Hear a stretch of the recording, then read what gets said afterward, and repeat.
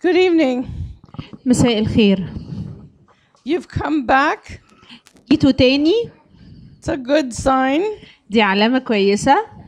And maybe we're on the right track. ويمكن نكون شكلنا بنعمل حاجة صح. Okay, so last night we covered a little bit of ground. امبارح غطينا حتة صغيرة. Tonight we're going to look at some intervention, some ideas about what to do next. What do we do with people who are abusive?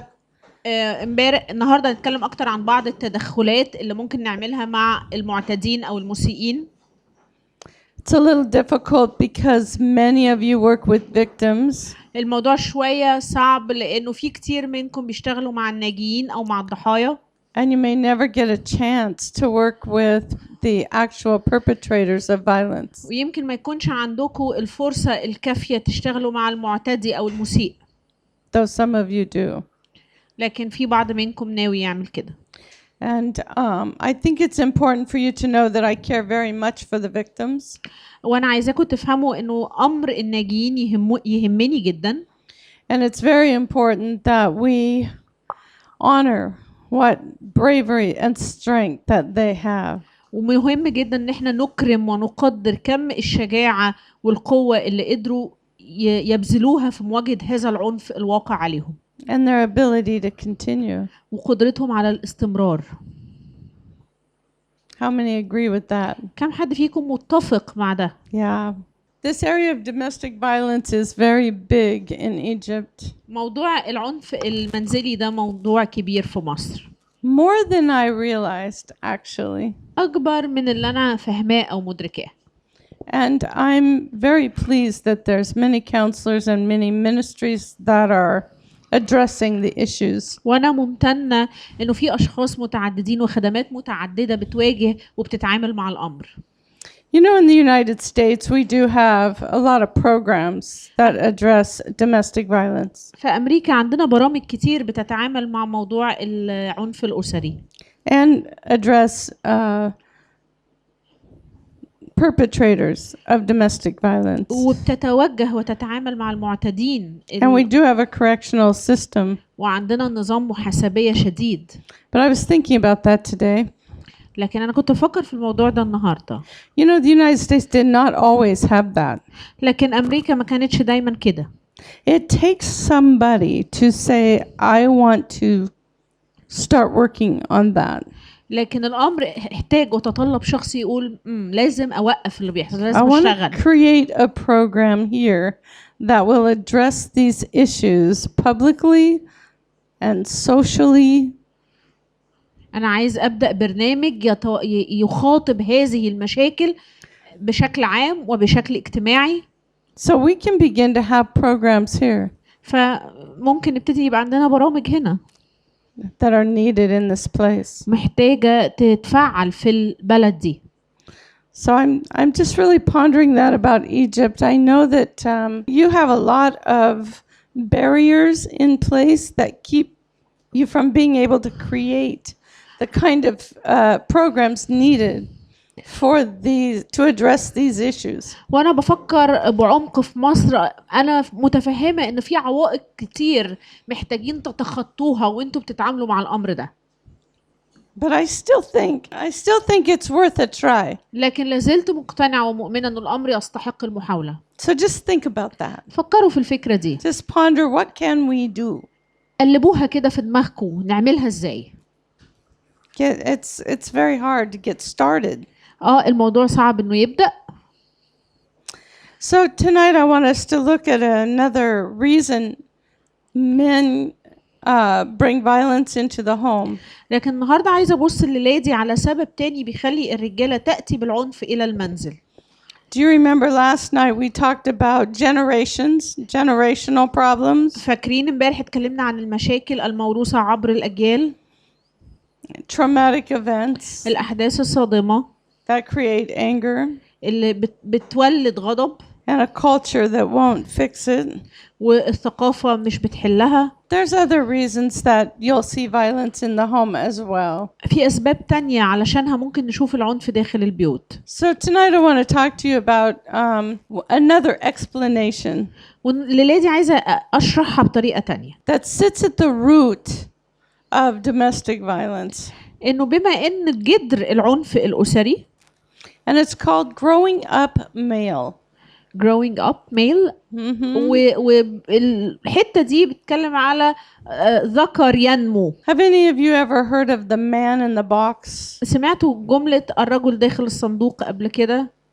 Man in the box. How many have training that you use for man in the box? كم حد فيكم اتدرب على حاجة بتخاطب فكرة الرجل داخل الصندوق؟ I would like to introduce this concept to you tonight. أنا عايزة أعرفكم على المفهوم ده الليلة دي. And so you all have to participate. وكلكم لازم تشتركوا في اللي هنعمله ده. I'm going to treat you like you're a group tonight. أنا هتعامل معاكم على إنكم مجموعة الليلة دي. And so men, فرجال, you get to speak up tonight a little bit. هتتكلموا الليلة دي شوي. I know it's hard. أنا عارفة إنه صعب. But I need your help. لكن محتاجة مساعدتكم. And so this training starts with a box. فالتدريب ده بيبتدي بصندوق. And inside this box are words that describe what it means to be a man. وداخل الصندوق ده كلمات بتوصف ماذا يعني أن تكون رجل. So, gentlemen, فأيها الرجال المحترمون.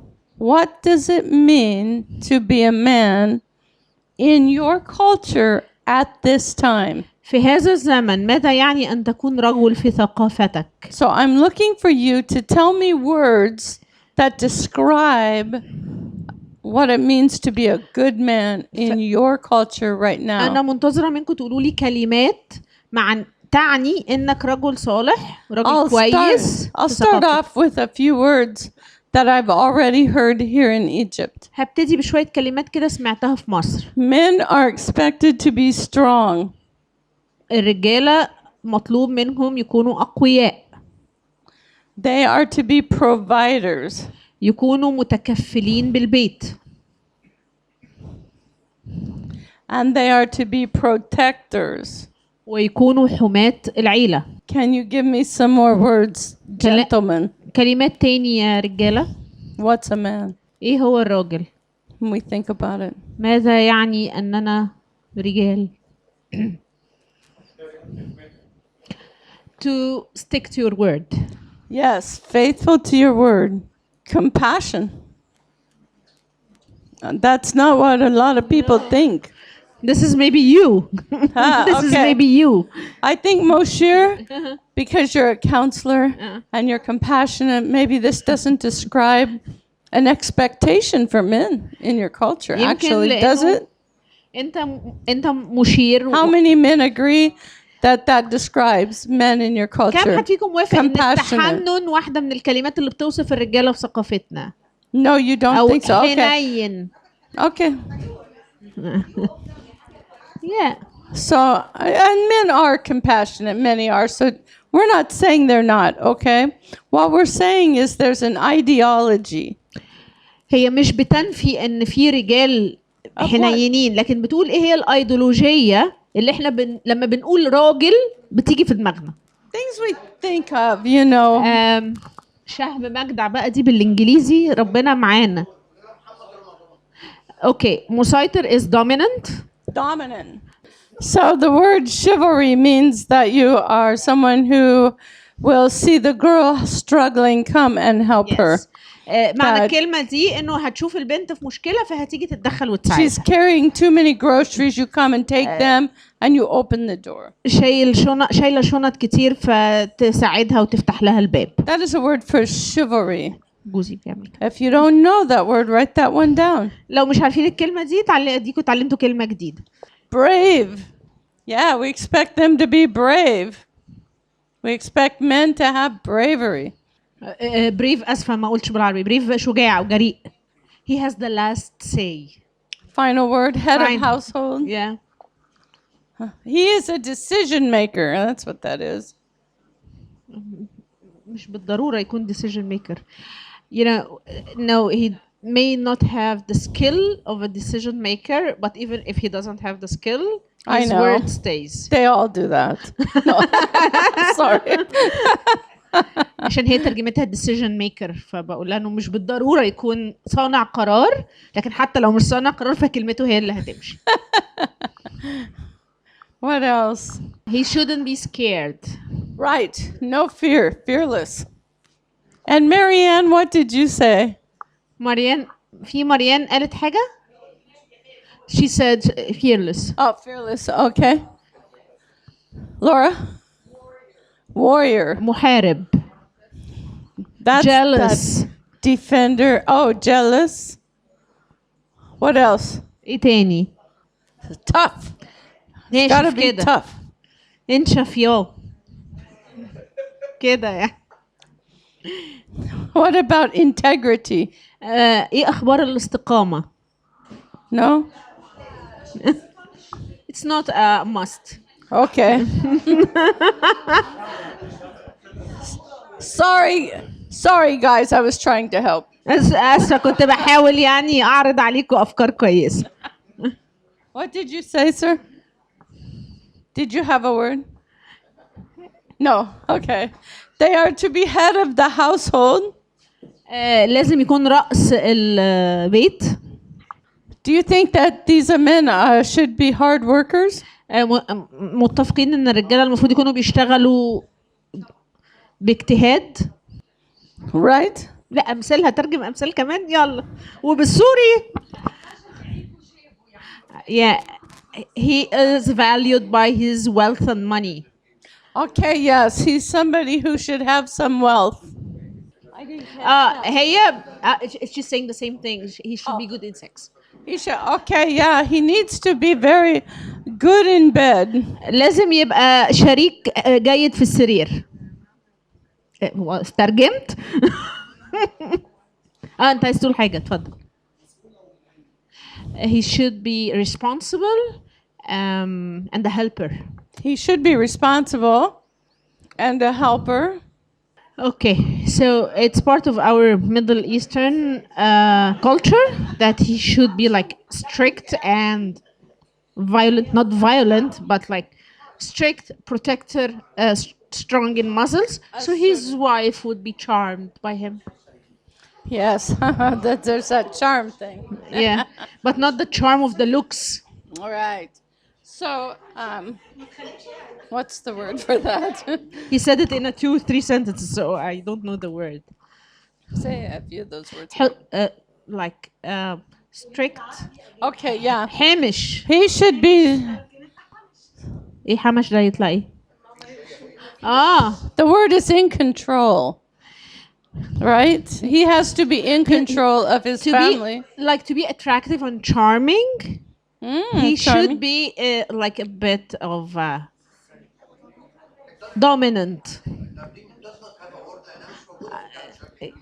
Yeah, it doesn't have a word. It is not something In Spanish.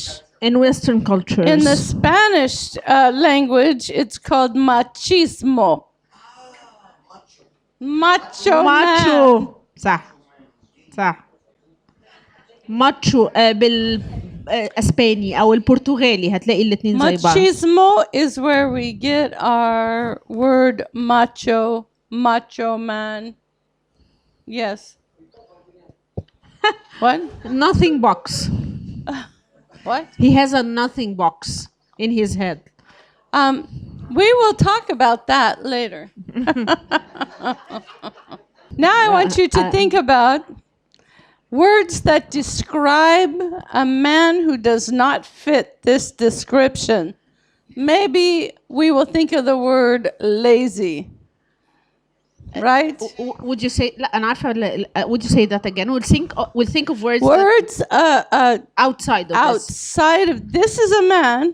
Now these are words we would use to say that is not a good man. اوكي اللي هنكتبه دلوقتي هي الكلمات اللي بنستخدمها لما نقول لا ده مش راجل كويس او ده مش راجل. So I said the word lazy. فقالت كسلان. We don't think that's good, خرع. right? I heard the word coward. Coward. coward. شكرا. What's another word? soft. Soft. Weak. ايه weak؟ انا مش سامعها عربي ولا انجليزي. ضعيف. And how about dependent? وما رأيكم في كلمة اعتمادي؟ مش بتاعت المشيرين، اعتمادي العادية بيعتمد على حد يعني. اتكالي. أنا آسفة. Irresponsible. sassy. Irresponsible. sassy. And sassy. ما ابن أمه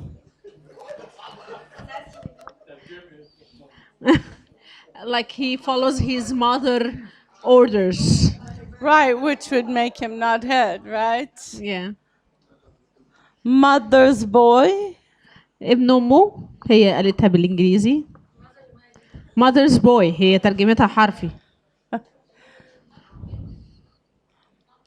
Uncommitted.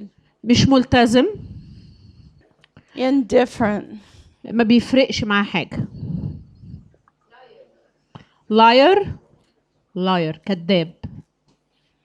Okay, we'll stop there. We can name a million of them. هنوقف.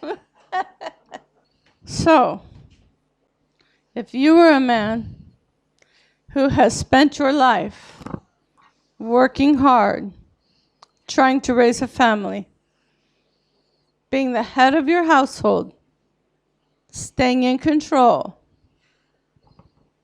فأنت راجل عشت كل حياتك مسؤول، بتشتغل بالاجتهاد، ملتزم، رأس البيت. And you see this man. وبعدين تقابل الراجل التاني ده اللي هو في الأحمر ده. Lazy. كسلان. Coward. جبان. Soft. طري. Weak. ضعيف. Sassy. Irresponsible. مش مسؤول. خرع. What do we call these guys? What are some names we think of? ايه بعض الأسماء اللي هنطلقها على الرجال دي؟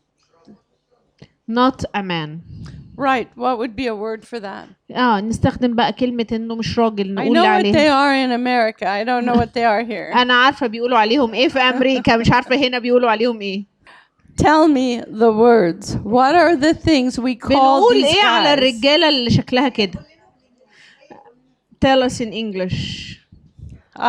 In English, we call them, gosh, so many words. دي الكلمة. We call them losers. بنقول عليهم الحمد لله فاشلة. عيل فاشل. الحمد لله. Yeah, we say the word soft. We have a slang word for it that it is look like a name. Which is فجر.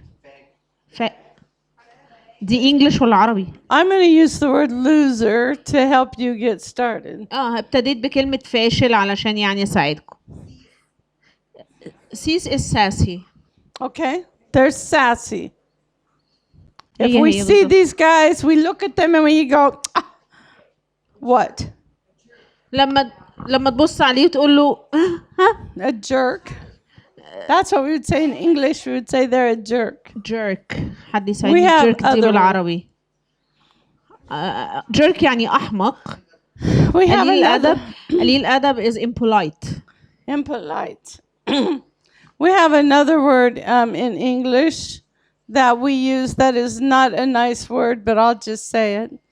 We call them PW. بنقول عليهم PW. You know what that word means? عارفين معنى الكلام ده إيه؟ They call it pussy whipped. pussy whipped. عارفين معنى كلمة pussy whipped حرفيا يعني إيه؟ طيب. Meaning the woman can take him. ده معناه ان الست ممكن هي اللي تقيم علاقة جنسية معاه. He's weaker than the woman. هو أضعف من الست. And she can boss him around. وممكن تتسلط عليه أو That's what that means. تعمل فيه اللي هي عايزاه. We call them sometimes women. Okay, thank you. احنا ساعات بنقول على الرجالة دي ستات صح؟ بس باللغة الشارع يعني. What else? I know you can think of some things because what happens when we see these kind of guys and we don't appreciate them, there are words that come to our mind. انا متاكده انه اكيد في كلمات بتيجي في ذهنكم لما بنقابل الرجاله دي وما بنبقاش قادرين نحترمهم، بيبقى في كلمات في مخنا بتوصف عدم احترامنا ليهم. animal. Animal. Yeah. دلدول like هي شبه When he's lazy, won't take care of his family, the wife works. لما يبقى هو كسلان مش عايز يعتني بعيلته ومراته هي اللي طافحه الكوته. I don't know this in Arabic. A fag. Okay. Whoa. Okay. What else? Yeah, it's we say it in the Arabic like an egg. Breakable, like? Okay. مش breakable أوي، مش المعنى هو breakable بس مشيها Like an breakable. egg. Like he's a shell of a man, right? Yeah. He is a shell of a man. كأنه يعني بقايا رجل يعني. قولي. معقد. We think he's complicated. Complicated. Or, you know, the more accurate word has been Complicated, I would think opposite of complicated. Sick or sick. Or used. Crazy. Crazy, sick. Retarded. Retarded يعني متخلف. Crazy يعني مجنون. Sick عيان. The women are coming up next. استنى الستات جاية. There's another word is spoiled. Let me ask this question. خليني أسألكوا السؤال ده. Was it a man or a woman who just asked when we going to get to the women? هو راجل ولا ست اللي سأل السؤال هو احنا امتى هنتكلم على الستات؟ A man. Of course a man. Because why? ليه؟ ليه راجل هو اللي طلع بالسؤال؟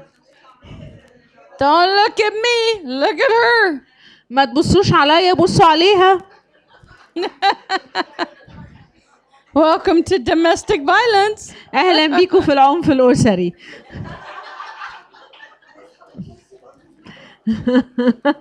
So, he will have a seat. He will have a seat. Thank you. He will have a seat. You had a good memory right there. So there is a problem here, and the problem is that we expect men to be like this. المشكلة هي إن إحنا مش عايزين نتوقع الرجالة كده. And then we know that there are men who are like this. إحنا عايزين نتوقع الرجالة كده لكن عارفين إن في رجالة كده. And when we see men like this, we think they are like, we just think of these words for them. ولما بنشوف الرجالة اللي شكلها كده بنبتدي نفكر فيهم عن طريق الكلمات اللي مكتوبة هنا. The problem comes المشكلة بتيجي when a very good man لما راجل كويس قوي who works very hard بيشتغل جامد جدا and has taken very good care of his family وبيرعى أسرته رعاية جيدة loses his job يفقد وظيفته and the good things he could do he can't do والحاجات الحلوة اللي هو كان بيعملها فقدها and he begins to lose confidence ويبتدي يخفق ويفشل في تنافسيته and he begins to feel these words like I am incompetent, I am not good anymore, I am not worthy. ويبتدي الراجل ده يشعر وكأنه هو الكلمات دي تنطبق عليه أنا مش عارف أعمل حاجة أنا مش كفء أنا مش مستحق أنا بلا قيمة. Because in our life everyone goes through times لأنه في الحياة دي كل حد فينا بيعدي في أوقات where they feel weak بيشعر فيها بالضعف and they don't feel strong. وأوقات تانية يشعر فيها بالقوة. They don't feel confident. أوقات مش بيشعر بثقته في نفسه. Things aren't going well. الحاجات مش ماشية كويس. And so when they begin to think they are a loser ولما بيبتدوا يشوفوا نفسهم إنهم فشلة and they think that they are crazy or retarded or spoiled بيبتدوا يفكروا إيه هو أنا مجنون ولا متخلف ولا متدلع. What do they feel? ايه الشعور اللي بيبتدي يجي What- جواهم؟ What are feelings that describe ايه what they're going through? ايه بعض المشاعر اللي تقدر توصف اللي بيمروا بيه في اللحظة دي؟ shame. Shame. disappoint- Number one is frustration. shame. What else? frustration. Frustration. الخوف، Fear. الإحباط، الخزي. threatened. Threatened. التهديد. helplessness. Helplessness. العجز. What? Sad. حزن. غضبان. Worthless. بلا قيمة. Isolated. Isolated. الانعزال. he said failure. Failure. Depression. اكتئاب. Guilty. مذنب. What else? ايه تاني؟ What do you feel when it doesn't work anymore? بتحس بإيه لما الموضوع مش بيمشي معاك؟ Men feel these deep feelings, don't they? الرجالة بتحس المشاعر العميقة دي، مش كده؟ They don't talk about them, مش بيتكلموا عنهم but they feel them. لكن بيشعروا بيهم. So when a man has these kind of feelings, فلما راجل يمر بهذه المشاعر، what does he do to بيبتدي. make himself feel like this again? فلو هو حاسس كده، بيبتدي يعمل ايه عشان يرجع للصورة دي؟ Some drink alcohol, بعضهم بيشرب خمرة، some do drugs, بعضهم بيستخدموا المخدرات، some get into pornography. الإباحية. What else? ايه تاني؟ violence. They become violent. Some men get into deep silence. They become silent, they withdraw. بينسحبوا من الحياة. pray. Some would pray, that would be good. يعني يا ريت. تدين. become religious. Yeah, there's that.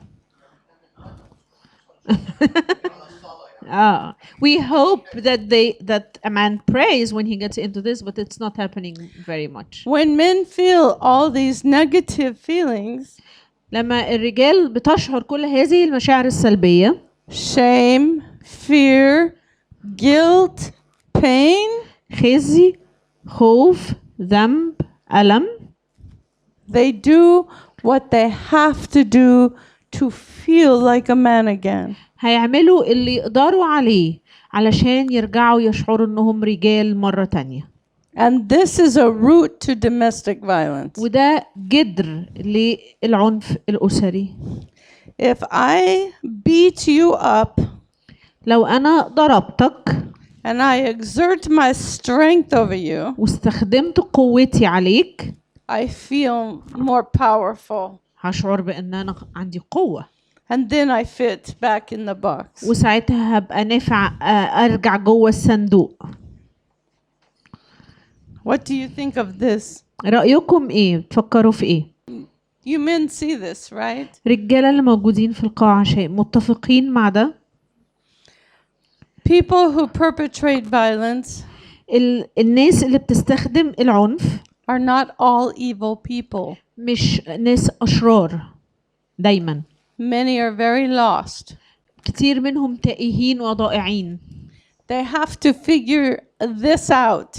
محتاجين يكتشفوا هذه الفكرة. They have to get back to the root ويرجعوا لجذر المشكلة. of what are they feeling? ايه اللي هم شعرين بيه؟ Why are they feeling that? وليه شعرين بالشعور ده؟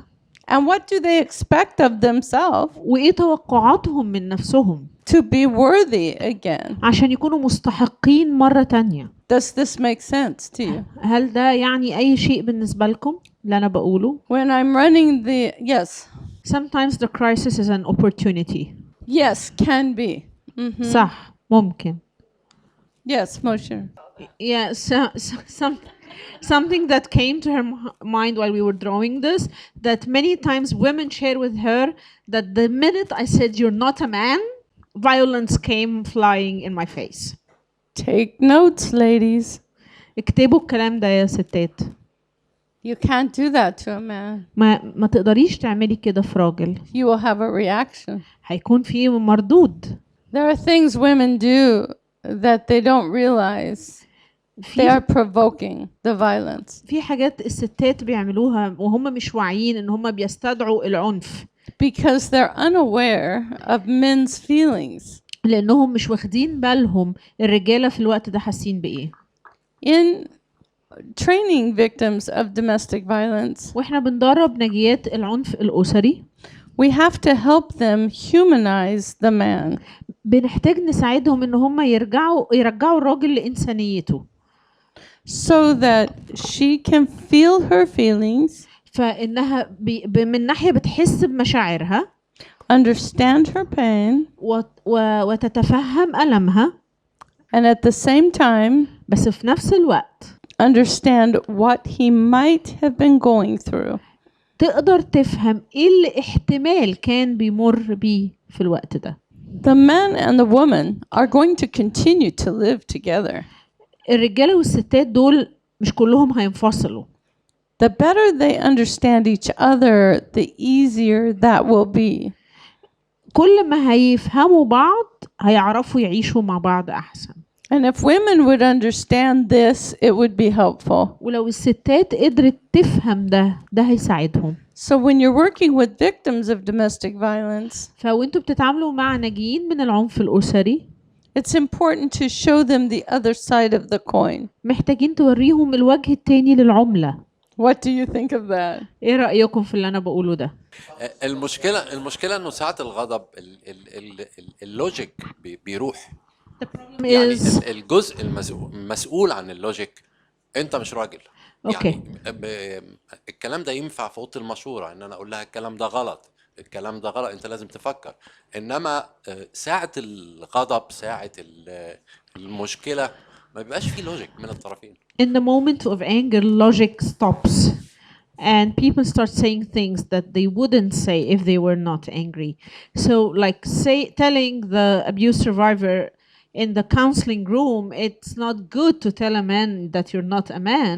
It's good for the counseling room, but it's not good for the fight. Oh, I so agree. طبعا أنا موافقة معاك. This is not what a woman would tell a man. مش ده اللي هيجي في دماغها في الخناقة. This is what a counselor would give to a woman in her office. ده كلام هيقوله المشير أو المشيرة للست في مكتبها. Does that make sense? تاني مش ده helping women understand what's happening. مش ده الكلام اللي الستات هتقوله لرجالتهم اللي هو إنها تقدر تسيطر على نفسها وقت الغضب، ما تقولوش أنت مش راجل. ده نوع الكلام اللي إحنا كمشيرين هنقوله للست دي لما تيجي تحكي معانا. In the heart and the mind of a man. في قلب وعقل الرجل. This is very hard. الجملة دي صعبة جدا. Because men are to comprehend and understand their wives. لأنه الرجالة بتحاول تفهم ستاتهم. But women naturally want to understand their husbands. Men do not naturally want to understand women. الرجالة بتركيبتهم الطبيعية مش عايزين يفهموا الستات. But women naturally desire to understand men. لكن الستات بشكل طبيعي وتلقائي لديهم الرغبة إنهم يفهموا الرجال. We naturally want to understand. الستات عايزة تحاول تفهم. And as counselors we can help them understand.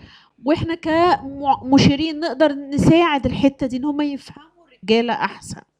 When you attack a man's masculinity, لما أنت تهاجمي ذكورة الرجل, his value as a man, وقيمته كرجل, it can result in violence. ممكن تؤدي إلى العنف. Not because it's right, مش لأنه ده كويس، إنه استخدام العنف حاجة كويسة، but because it's reaction. لكن لأنه ده رد فعل للتهديد أو الواقع الجملة عليه. I see this man wants to say something here. أنا شايفة الراجل ده عايز يقول حاجة هنا. معلش انا عاوز اثير قضيه ممكن احنا نتكلم فيها في القضيه ده. هي احنا عندنا اديني فرصه اترجم عشان الاجانب اللي ورا. طيب. I need to bring a cause that we may discuss here in this room. احنا في الثقافه الشرقيه الدايره الكبيره دي اللي هو مان ان ذا بوكس ممكن بنعمل لها ريدكشن في 3 حاجات او حاجتين. Okay, so First, in our Middle Eastern culture, this man in the box can be reduced to 2 things. في ثقافة العقلية الذكورية. In the man's head, in the Middle Eastern man head. Okay. فالأولانية إن إحنا الثقافة بتاعتنا بتقول الراجل بيتقل من جيبه. So first thing we valued by money. Yes. ده أول قيمة. أنا مش راجل، أنا مش عارف أصرف على بيتي. If I can't provide for my family, then I'm not a man. السكند اللي هي برضو اللي هي الحمشنه، اللي هو الراجل يعني بيغير على مراته وقوي كده شويه. The jealous man, the strict man, the dominant man. هو عكسها اللي هو الرجل اللي بنسميه خرع كده، مش كده. The opposite of it is the sassy or spoiled. الثالثه بقى احنا ما تناقشناش فيها، ان اللي هي قضيه بتاعت العروسه بتاعت دمنهور، اللي هي الست اللي جوزها قتلها عشان طالبها بالحق الشرعي فقتلها. عايزني اترجم الكلام ده؟ دي ترجمه. اللي هو قتلها يعني اللي هي الفكره الاساسيه. الذكوره لما بيتقال للراجل كلمه انت مش مان، ما بيفكرش في جيبه قوي، ما بيفكرش في الحمشانه قوي، بيفكر ان هو كانه راجل مش راجل in bed. Okay, and the third thing is that we had just a very big incident that a man killed his wife after 4 days because she didn't have sex with him. So when a man is told you're not a man, he doesn't go to number 1 or 2, he goes to number 3, which is I'm not sufficient or good enough sexually. في المشكله او قولوا لي وصلحوا، يمكن انه لو الراجل حاسس ان هو في مشكله عنده في الحته دي، لما يتقال له ان هو مان، ان هو مش راجل، بتحصل بقى اللي هي الفرقعه. Okay. So maybe you agree with me or you don't agree with me, but when a man is told you're not a man, which is between brackets sexually, you're not functioning, then we get this reaction of violence. Right, that's the root of sexual violence actually. في الحقيقة اللي انت بتقوله ده هو جذر ما يسمى بالعنف الجنسي. Sexual violence is a man taking dominance sexually over his wife and making her perform when she has said no. أو ما يسمى بالاغتصاب الزوجي، لو انتم ابتديتوا تسمعوا المصطلح ده، إنه راجل يستخدم سلطته وقدرته العضلية إنه يغصب مراته على العلاقة الجنسية ضد إرادتها ورغبتها. So he exerts himself sexually over her. This is man. يتفوق عليها عضليا فيجبرها جنسيا. ساعات بشوف ان دي ممكن تبقى اقل كلمة مع ناس تاني ممكن تكون مختلفة، زي مثلا يعني عنده واقع شايفه يعني حقيقي قدام أسرة يعني لا مبالاة، عديم المسؤولية، مفيش أي صفات خالص خالص خالص من الرجولة. اوكي. ولا أمان ولا أي حاجة. والشخص اللي معاه التاني ده حد كويس جدا. فدي أقل كلمة يعني وصلت اللي ممكن تقول حاجة زي كده. Okay, he's saying, but I can see a family in front of my eyes. The man is very irresponsible. He doesn't take care of his family. He's very lazy, and he has a very good wife. And this lady, he brought her to say that by his reaction and attitude. He brought her to tell him that you are not a man. Okay, I'm a little bit lost right there. So يعني بس أنا بقول هي وصلت لحالة يعني he brought her, meaning he كل brought يوم her to counseling? No, he brought her. He means he pushed her by his attitude to tell that she finally told him you're not a man. Right, I can see that. And there is violence because of that. وبعد كده هو بقى يقوم متعنف عليها. he is this example he's bringing, the man is already violent even if she doesn't say such things. Right, but he needs a reason to blame her. لكن هو بيعلق شماعة يعني عليها. It's got to be her fault. He can't be responsible for هو that. أكيد مش مسؤول عن سلوكياته، هي غلطتها هي. Remember when the men come in, they are coming in as victims. افتكروا كده الرجالة لما بتيجي وهم مسؤولين ولا وهم ضحايا؟ They blame the women. الستات هم الملامين. So they will push the woman to say something or do something that he can say, ha, see, it's her fault. فيفضل يضغط عليها لغاية ما هي تعمل حاجة يعني حاجة ما تبقاش بقى مناسبة، فيقول بص غلطتها. So you can't blame me. فما تقدرش تلومني. This is part of the domestic violence cycle. ده جزء من دايرة العنف الأسري. It's men who are violent have a lot of shame. لأنه كمان الرجالة اللي بيقوموا بالعنف عندهم خزي كبير. They want to transfer that to somebody else. وعايزين يسقطوا ده أو يطرحوا ده على حد تاني. Does that make sense? يعني اللي بقول ده له معنى؟ هي طول الوقت بتتصل بيا وتحكي لي، فانا في اوقات يعني مش عارفه اعمل ايه صراحه، بتعيط طول الوقت. So this wife phones me all the time and tells me all those stories and cries all her heart out, and sometimes I don't know what to do. What should I do? Just listen. اسمعي. You can't fix this. ما تقدريش تصلحي ده. بس انا ساعات يعني بحاول افهمه لها، يعني اقول لها ان هو فعلا بيعمل اسقاط عليكي في حاجات، هو بيعمل الحاجات دي علشان هو عنده مشكلة، عشان هو قاعد من الشغل. Sometimes I try to explain to her that he is transferring his own pain and shame on you because he's jobless now or he lost his job now. And you're probably right. ويمكن اللي بتقوليه صح. Can't she hear you? لكن هي قادرة تسمعك. من جوايا أكيد مش هتقدر عشان طول الوقت بتعيط. To be honest, deep inside I feel she's not listening to me. She's just in so much pain. هي جوه ألم شديد. And pain brings its own shame. والألم بيجر في رجله كده الخزي. She does feel responsible for it. هي بشكل ما كأنها شعر إنها مسؤولة عن اللي بيحصل. She thinks if she could just be a better wife. ممكن تكون بتفكر لو أنا كنت زوجة أفضل. If she could have pleased him. يمكن كانت تعرف ترضيه. If she didn't fight back. لو ما بتردش عليه. Then maybe he would be better. يمكن يكون أحسن. Women blame themselves. الستات بتلوم نفسها. So it's hard for them to look at the man. فبيكون صعب عليهم يبصوا على الطرف التاني. And so that's a very difficult battle to fight right there. لكن يعني دي معركة صعب الخناق فيها. So what I try to do is identify with the feelings of the woman. فاللي أنا هعمله لو أنا مكانك إني أتواجد مع مشاعر الست اللي بتكلمني. So you feel this is your fault. فتقولي لها يعني أنتي بتقولي لي إن دي غلطتك. You think you've done something wrong. أنتي فاكرة إن أنتي عملتي حاجة غلط. I just repeat back to her own words. أنا بفضل أكرر ليها كلامها هي عن نفسها. To assure her I can hear what she's saying. وهتكون الرسالة اللي عايزة أوصلها أنا سامعاكي. I can validate her feelings. أنا بأكد على مشاعرك. I can understand why she would feel that way. أنا أقدر أفهم هي ليه شعرة بالشعور ده. Because she needs to be heard. لأنها محتاجة تتسمع. And somebody has to care about her. وحد محتاج يعتني بيها. And you get to be that person. ووقع الاختيار عليكي. Congratulations. مبروك. It's an honor to be it is an honor to be invited into someone else's pain. من الشرف لينا إنه إحنا نبقى مدعوين داخل منطقة ألم آخرين.